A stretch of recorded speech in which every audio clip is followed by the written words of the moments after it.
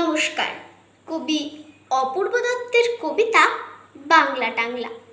অ্যানুয়ালের result হাতে বাড়ি ফিরল ছেলে। মা বলল, কোন পেপারে কত নম্বর পেলে? হিস্ট্রিতে মম 84, ম্যাথসে 90। মা বলল, fantastic, just like a hero. সায়েন্সে dad, not so fair, only 69। ইংরেজিতে 92, অল টুগেদার ফাইন। জিওগ্রাফি পেপারে তো 100 ডুবিয়ে দিল বেঙ্গলিটাই, ভেরি পুয়ার গ্রেড।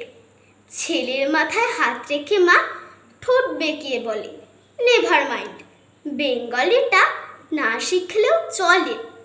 বাবা বলল, বেশ বলেছ বঙ্গমাতার কন্যে, বাংলা টাংলা আমার মতো অশিক্ষিতের জন্যে। বিদ্যাসাগর, রবীন্দ্রনাথ নেহাত ছিলেন বোকা, নইলে কেউ শখ করে হয় বাংলা বইয়ের পোকা। মা বলল, চুপ করো তো, ওর ফলটা কিসে? স্কুলে কেন বেঙ্গলিটা পড়ায় না ইংলিশে? নমস্কার।